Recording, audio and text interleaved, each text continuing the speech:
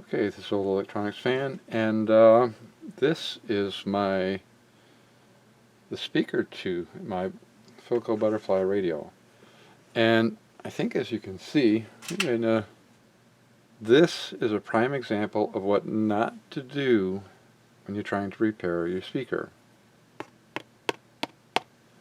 That is a hard glue. I got it down here, but there's enough wiggle room between here and here that may not be hurting things. They got it here. They've got it all the way around here. I mean, this thing is in pretty sad shape. And there was a time when I had this radio playing with an outside speaker attached to it, because this one obviously wasn't very healthy. I think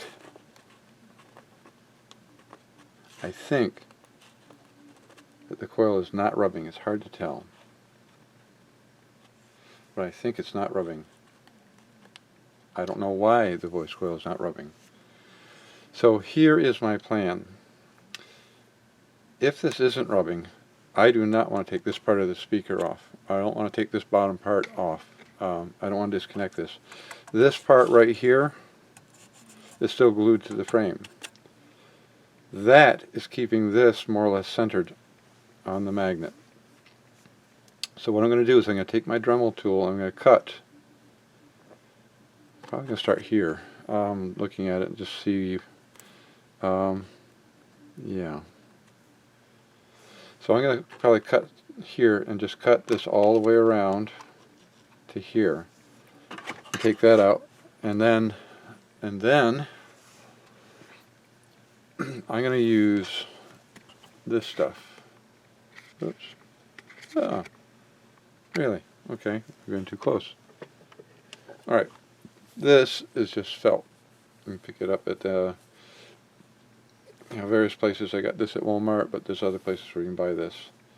So what I'm going to do is I'm going to make myself a pattern that will guide me in cutting this. I'm going to put this on here. I'm going to glue it.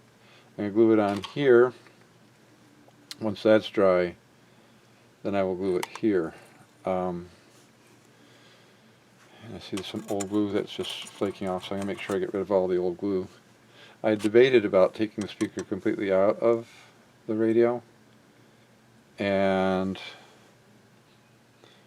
for a variety of reasons I've decided not to do that. This is what they call an electromagnet speaker, dynamic speaker, whatever you want to call it.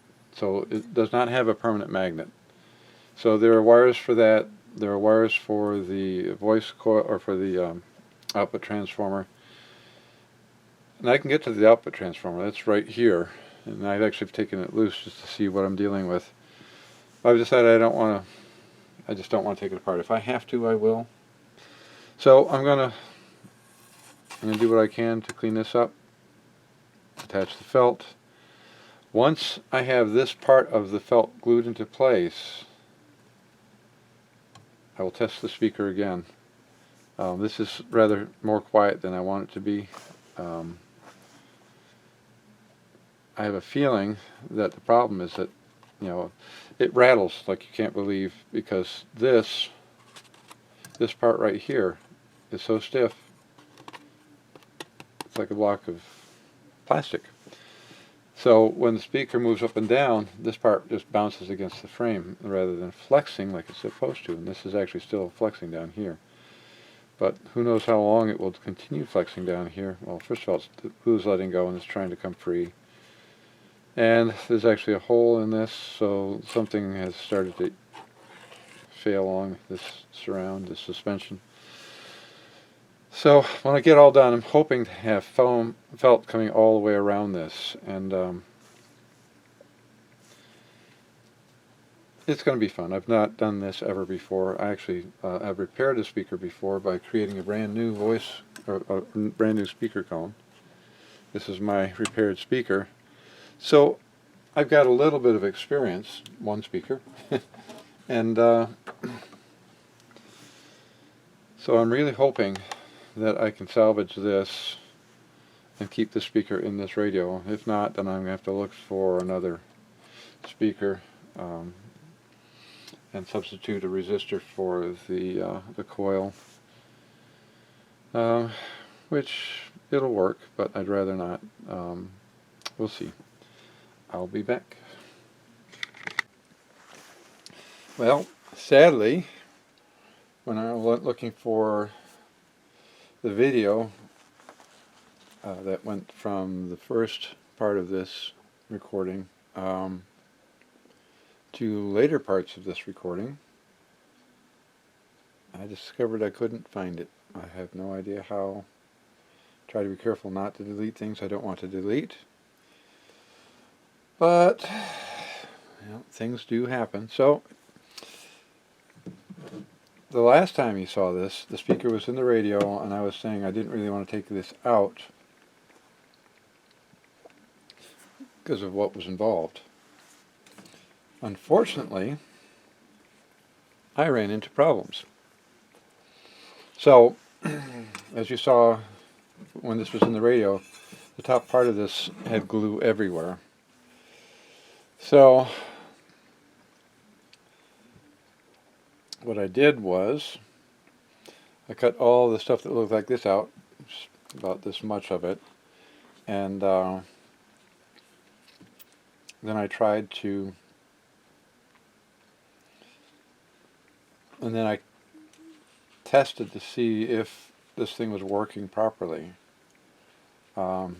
using what was left of this round. This is the other part of this round that I had left on here, and it wasn't great, but I could tell there was still a problem with the speaker.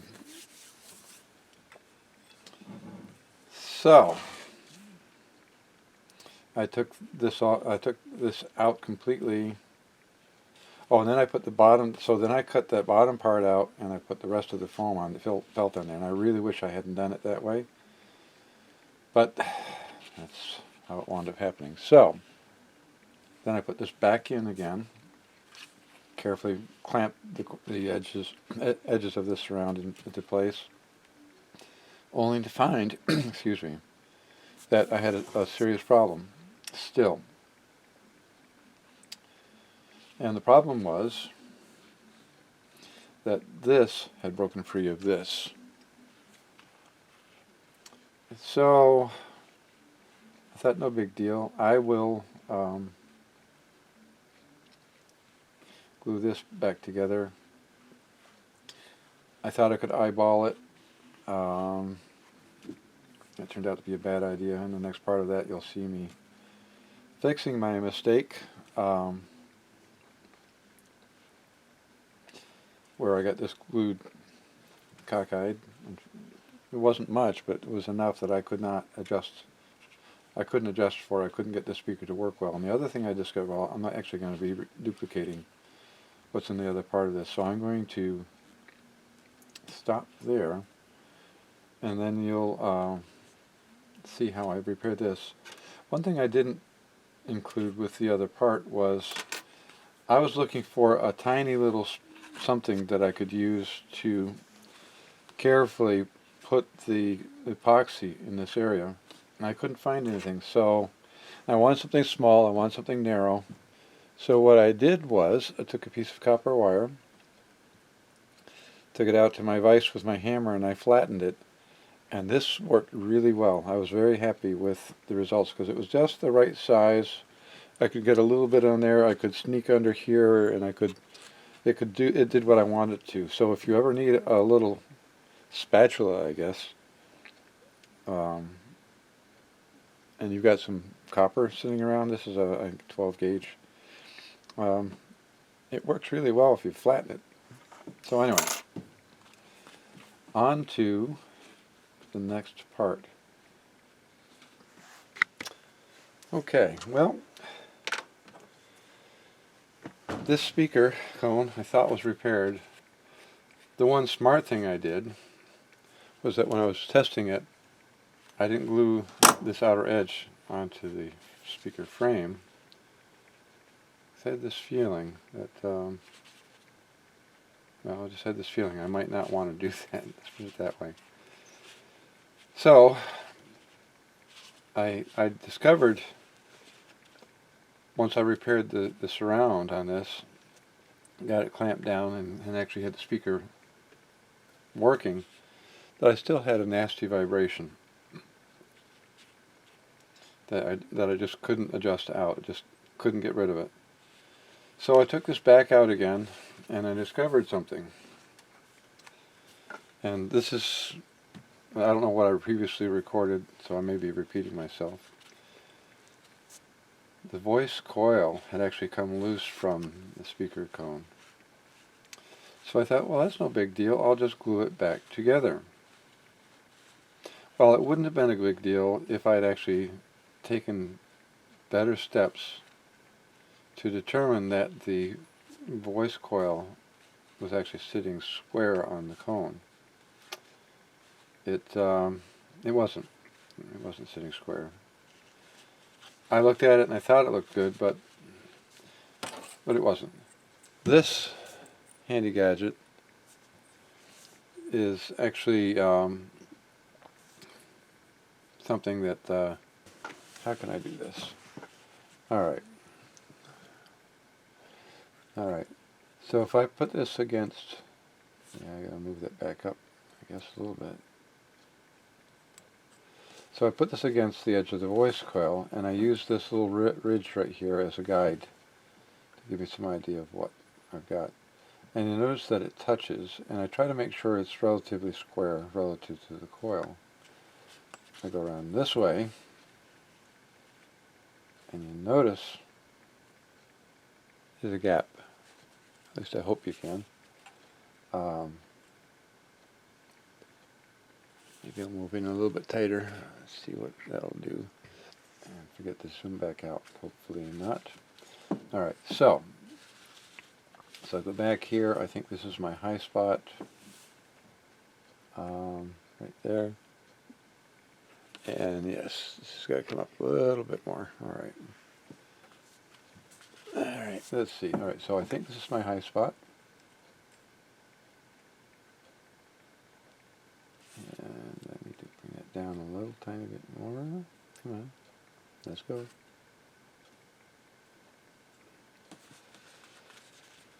Alright, so pretty sure this is my high spot. Come around here. This looks like my low spot, very definitely.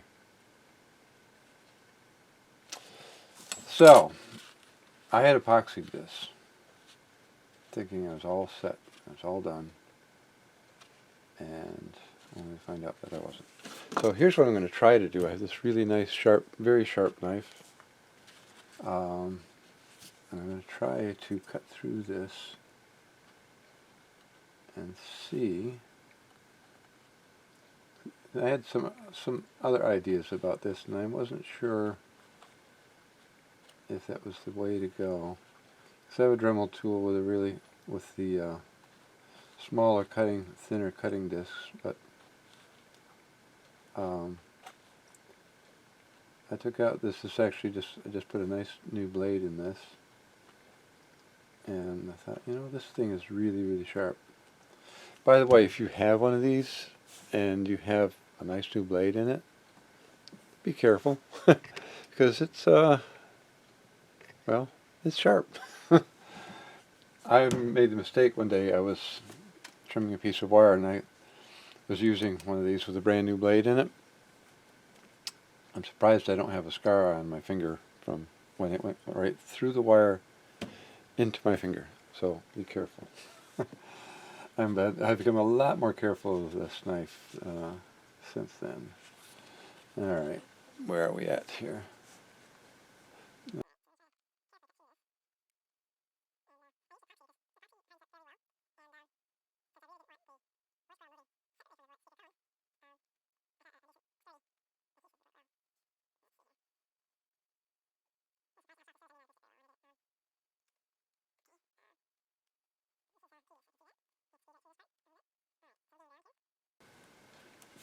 Alright, so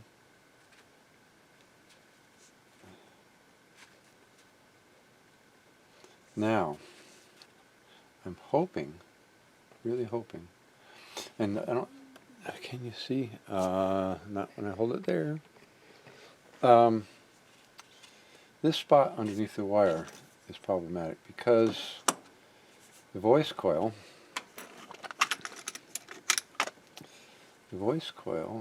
is not really secured to the cone at this point. And I guess I'm going to have to sneak in there with this little screwdriver and try to shuffle some more of my adhesive in there. So I've got this free, more or less. In fact, I'm going to come around here, and I've got to be careful. I don't want to cut too far around. I think I need to go a little bit more.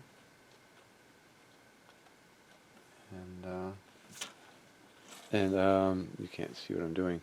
Darn. Alright. So I'm trying to come around here and cutting this into this a little bit further around. And what I think I'm going to have to do is, because when I go to shove this down, the glue is keeping me from shoving it down. So I'm going to have to trim this a little bit so that it can drop in. But I want to be very careful about that because I don't want to go overboard. So,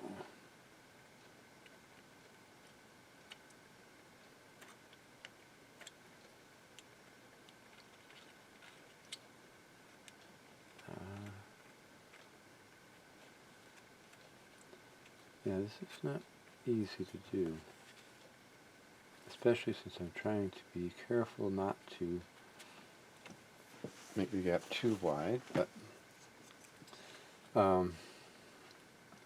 this is the problem when you're dealing with something like this. And let's see, go here, there. All right.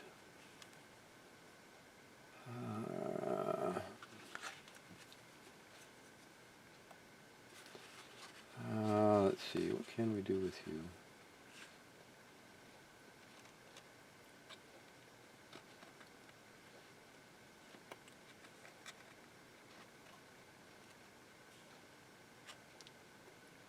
Yeah.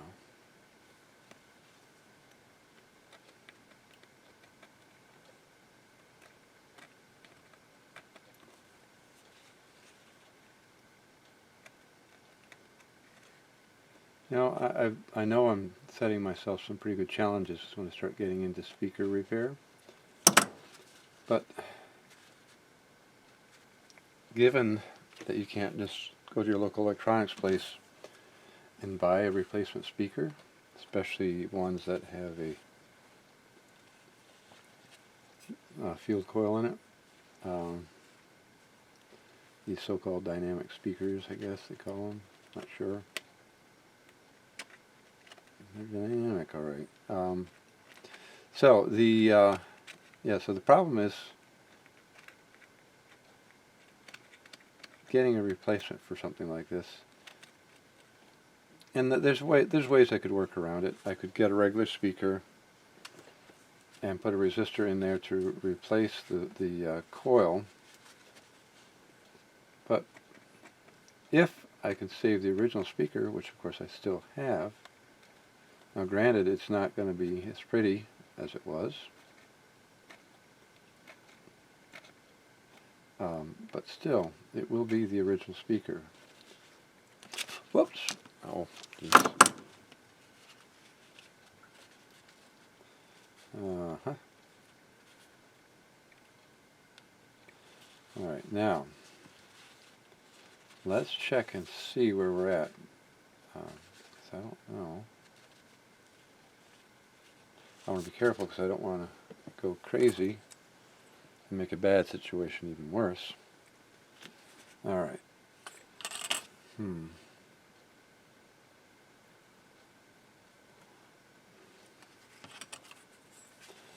Alright, so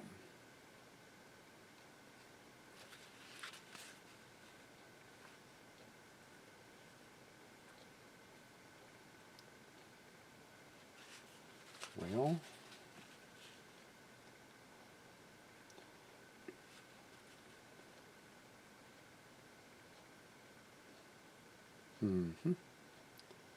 Boy, that is very close. Alright. If you look at this, the paper, here it's actually, looks like it's curled and actually sunken in. So I can't measure here. That was one of the reasons why I went out this far to try to measure. Because I couldn't rely on this. I think this paper is very soft. And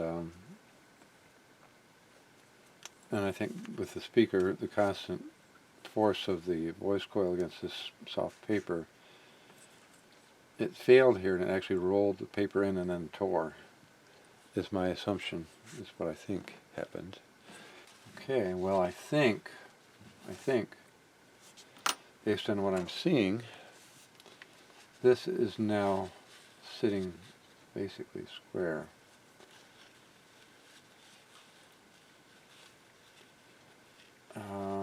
What I'm going to do at this point is I'm going to epoxy this. It's very nicely staying put where I want it to be, and I'm sure you don't really necessarily need to see me epoxy this, but I did want to show you that, you know, if you have a ruler of some kind that you can use to check whether or not your voice coil is true to your cone. I don't know if they even still sell these. Like I said, this was back in the days when cars had carburetors, and although there's a lot of people who do vintage car restoration, so maybe they still have these. This is really old. I don't even want to guess how old this thing is. If you were to see the case, you'd see how grubby and aged it is. Alright, so I'll be back hopefully once this is all hardened up. It's going to take 24 hours for the glue to harden fully. So I'm going to mix them up, put it in there. Hope that tomorrow, although given my schedule these days, I don't know if it will be tomorrow that I actually get back to this. Hoping that this will have hardened up and will still prove to be true. And then I can try, and I'll show you, come back and I'll show you with this reassembled to the speaker. And we shall see what we've got. I'll be back. Alright, as you may have guessed, because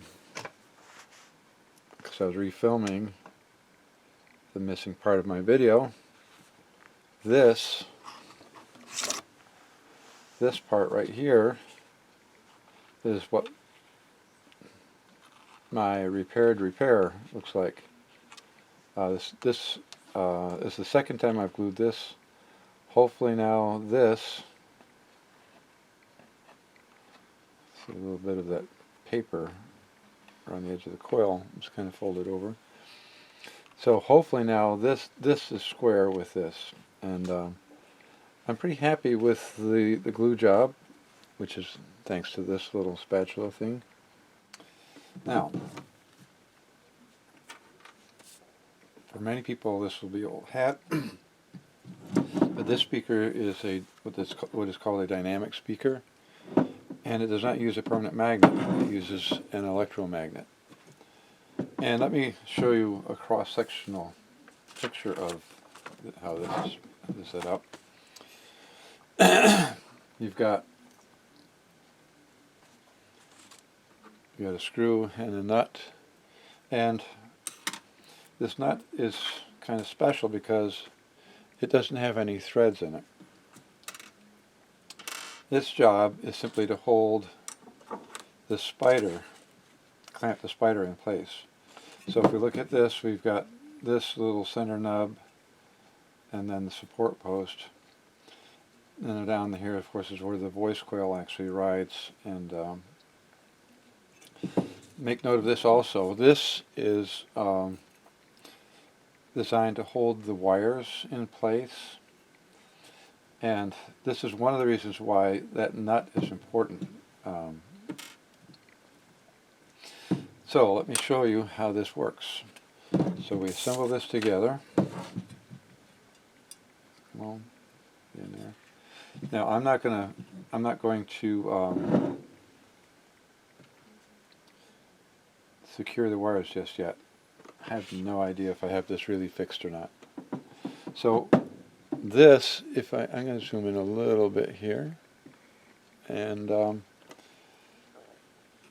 there you can see that there's, well, maybe you can if I get to do what I want. So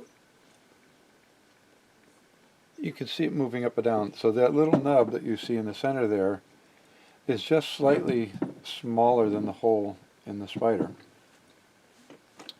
And I can kind of see why they call this a spider, because of how it looks. Even though the spiders in modern speakers don't look anything like that anymore, the name has stuck.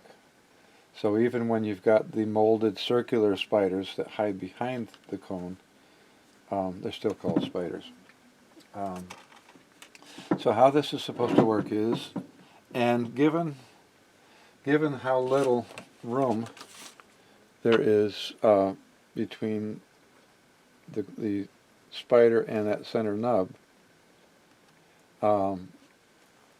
I'm guessing that is not really going to be crucial to the alignment, but just in case it is, what I've done is I've tried to center this as by eye as much as I can. So so you put this little nut on here, and let me zip this up a little bit so you can see more of what I'm doing, because I can't really do what I have to do with it sitting on an angle. Alright, I think. There we are. Okay, so I've got my nut in place. Put the screw in.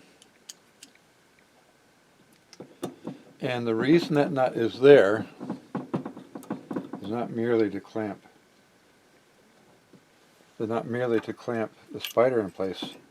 It's also to prevent, I'm checking to see if the wires are centered, and they are.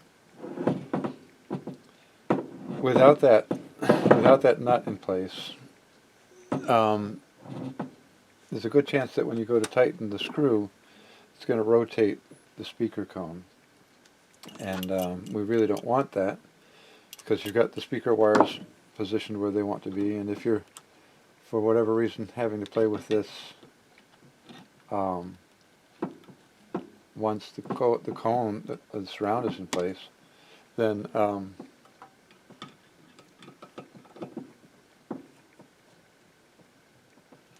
alright, then you'd be torquing the voice cone. So so you want to use something that would allow you to grab hold of this as you're tightening it. I happen to have these, that's what I used, but a wrench of the right size to fit that nut also works perfectly fine. And so now, hopefully, I got the center. So now what I want to do is I want to know is,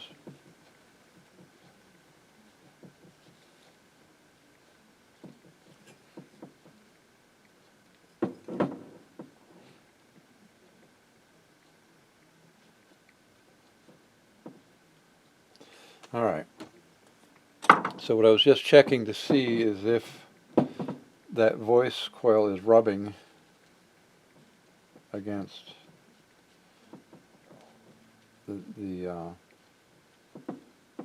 and anything in the center there, and it doesn't seem to be. Doesn't seem to be any rubbing. So this is where it gets really interesting. So I've got to get this, and I don't know. I really don't know how well this is going to work. So one of the things I discovered is that if you pull this surround too tight, it requires the amplifier that drives it to have more power than it normally would have. If the speaker is resisting the amp too much, such that it needs more power to give normal volume.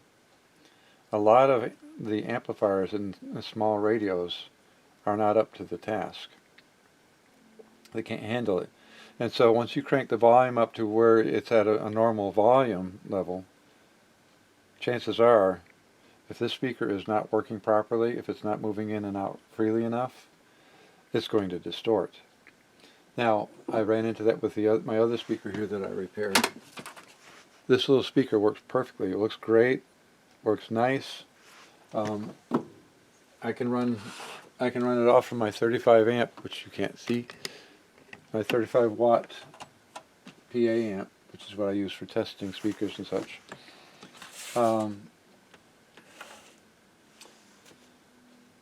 That speaker works beautifully when I run it on that. When I try to use that speaker on the radio I was repairing it for, well, that distortion I talked about comes into play. So, but there's something else I need to do. Because this electromagnet has to be working before I can test the speaker, I need to give this a power supply, and there's two ways you can do that. You can hook it back up to the radio that it came out of. I have done that before, and that works. But given what I'm dealing with the speaker, and it turns out it was a good thing I didn't keep hooking it up to my radio and then taking it away from there, because given the number of times I've had to take this apart and work on it and then put it back together and test it, it turns out that it was a whole lot easier to use a separate power source. Now what I'm using is a power supply transformer that I happen to have. I believe it was from a television set, an old television set. So I'm going to set that up in a moment. I didn't think to do that before I restarted the camera. And then I'll go over what you need to do to use something like that, because you're running DC voltage into this, not AC. You really don't want to run AC into these because, number one, you get a lovely 60 cycle hum. And actually, I guess that's probably the only real issue, is if you run AC into this, chances are that's pretty much the only problem you're going to run into. Now, when I looked at the circuit that this coil was in, it looks like there's about 300 volts on it. In experimenting with this, you can get the speaker working for a lot less volts than that, and since I haven't measured the voltage in the radio, I have no idea what actually is in there. I'm just not sure. So, what I'm going to do is, I'm going to use my Suncor isolation transformer, which allows me to vary the AC voltage that's being supplied to my transformer so that I can get a lower voltage, DC voltage to this by using a diode, and I'll go over that when I get that set up. Okay, now this is what I've set up here. Let me back up. Can I? I'm just going to move this back a little bit. How much are you going to be able to see? Alright, there's my old transformer, and I've wired this up to a diode and a capacitor. And then I've got two wires going over here to my field coil. So this is the diagram, wherever you are. Come back. Alright. So, power transformer, AC comes in. This is a center tap transformer. This thing actually is capable at full voltage of putting out 618 volts across the main coil. So it's about 300 volts between center tap and one leg. I'm going to be running this at about 80 volts. I haven't measured, like I said, I haven't measured the voltage that this is being driven by. So my goal is to give myself enough time to test this and get it working properly without cooking the coil. And I may drop it even lower if I feel like it's getting a bit too warm. So you wind up with half-wave rectification because you only got one diode here. If you do not put this in the circuit, you're going to wind up with two things. Number one, it's going to hum. Number two, the voltage you get at the coil is going to be a lot lower without this. By putting this capacitor in there, the voltage comes up to where you want it to be very easily. So don't leave that out. And let's see. I can hook this up to my test amplifier. And so what I'm going to try to do is see if I can. And let me just, I have no idea if I've mentioned this before, no clue. What I'm going to do also is, what I want to do is make sure that I've got some give to this surround here. So I don't want, yeah, boy, that's going to be a challenge.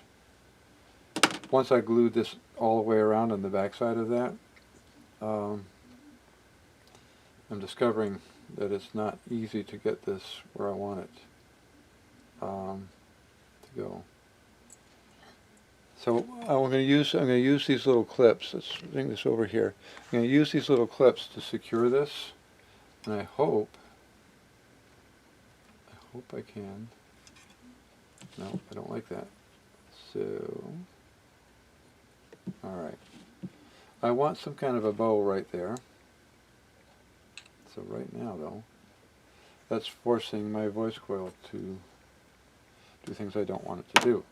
So I'm hoping by going over to this side, and this is definitely going to be a challenge, so I don't know if I'm going to get where I want to go or not.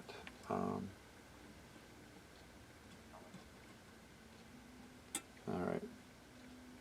Yeah, that's not healthy. Let's see. Well,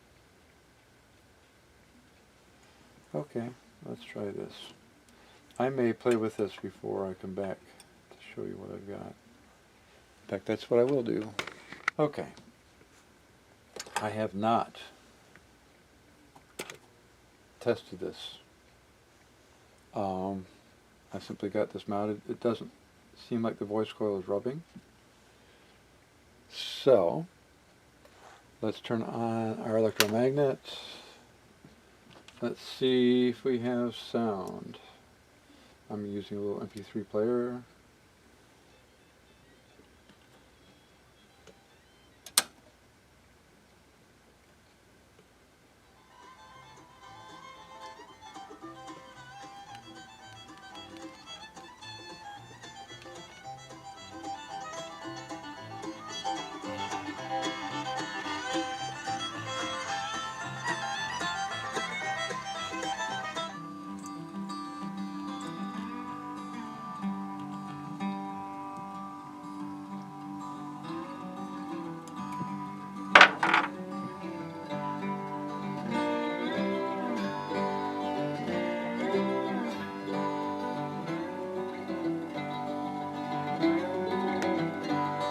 Well,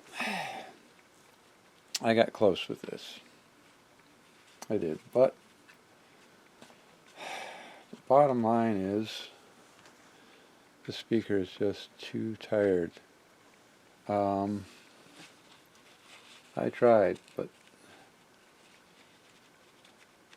the paper is just too soft, and it just simply will not hold up. And the other thing I ran into is the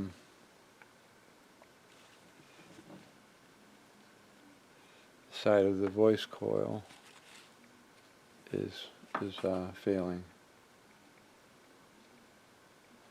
I don't know if you can see.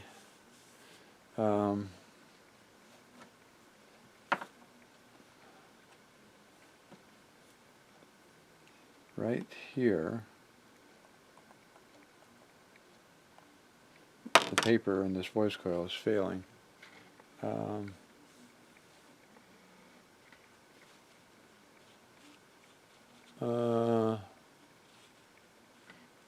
Yeah, you can see daylight through there.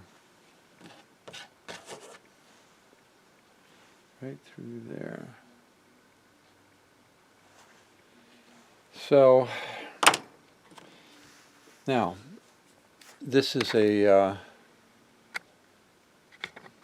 I guess a 50-50 in my attempts to repair this type of speaker. I was able to save the speaker in my Atwater, Kent, which is the same type of speaker. I was able to successfully do that. I had a couple things going for me. Number one, the surround. I didn't have to do anything to the surround. I didn't have to replace it. The paper that made up the cone was a whole lot thicker and heavier. The voice coil hadn't come loose from the cone. So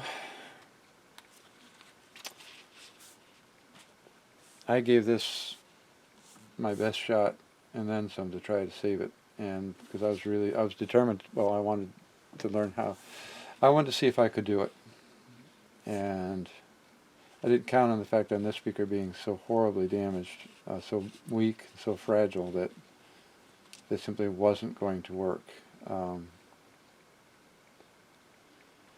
So, with this paper being as weak as it is, and the paper for the voice coil being so weak, this speaker is a lost cause.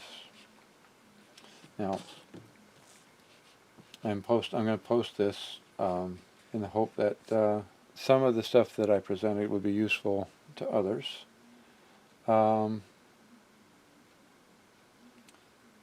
Is it possible to save these speakers? Possibly, if they're in better shape. I've been kind of wondering if this is paper or metal, and I don't know what it is, and I don't know if I have a magnet.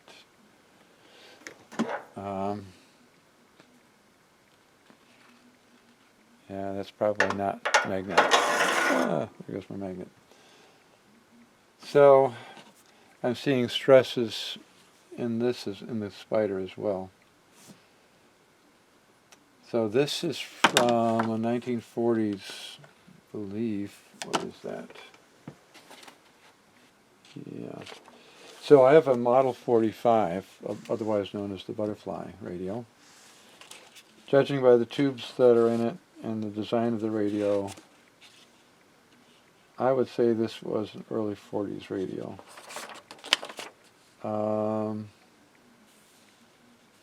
That's the model change. Oh, here it is. Oh, actually, it's older than that. Wow. Okay. This is changes in the model.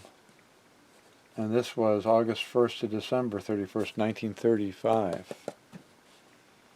So, obviously, this was produced prior to 1935 because they have this changes sheet. So this is a 1930s vintage radio. I wish I'd thought about that. Okay.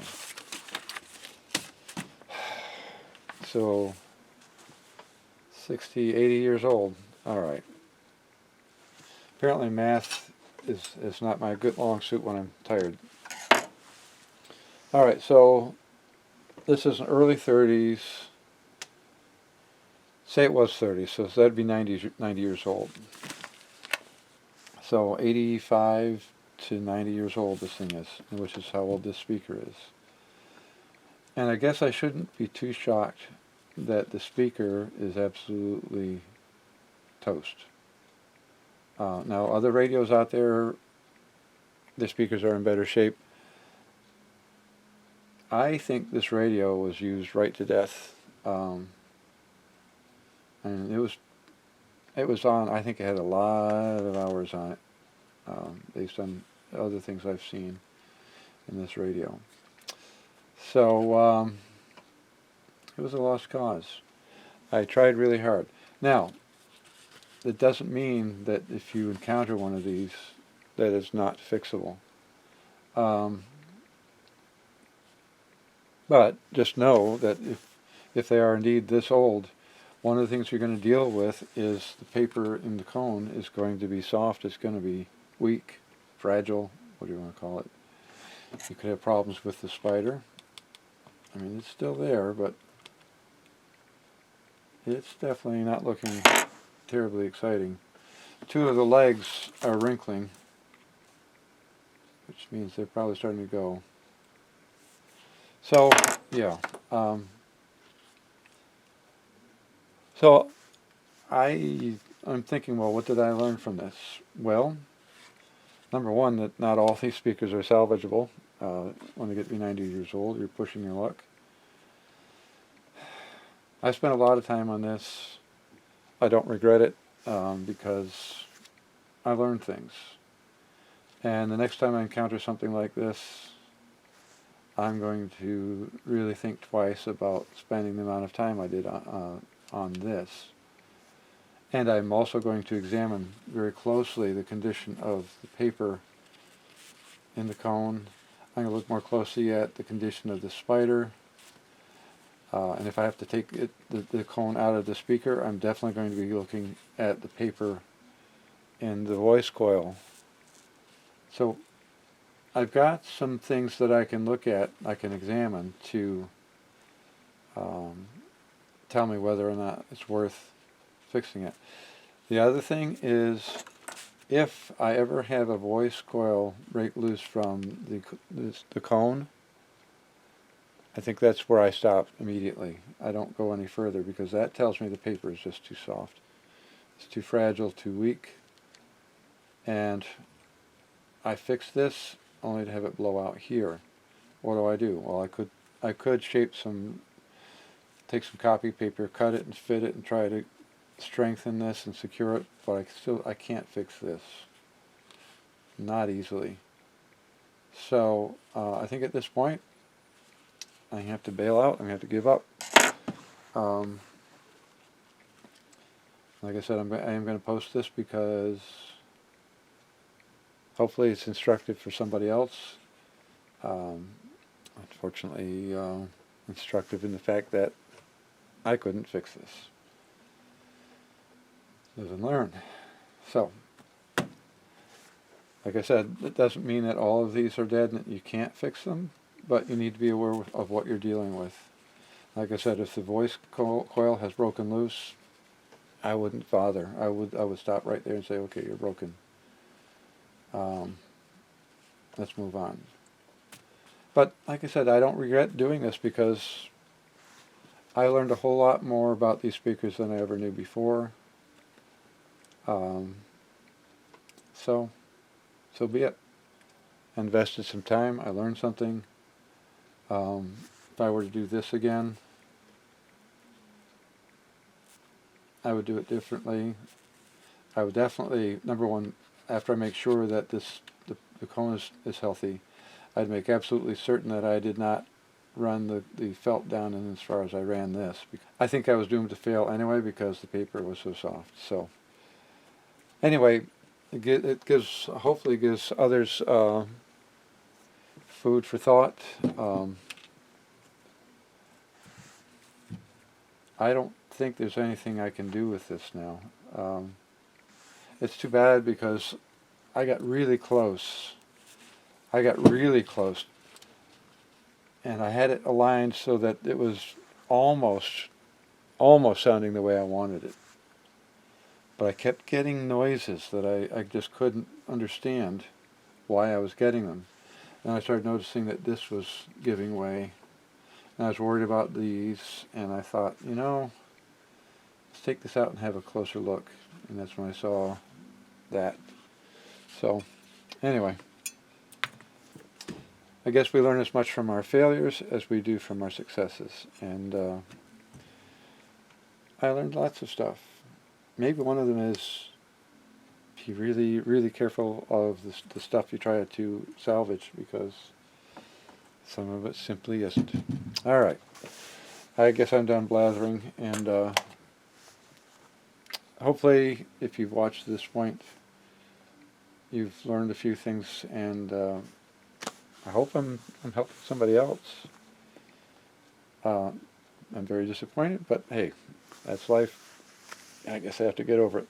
Thanks for watching.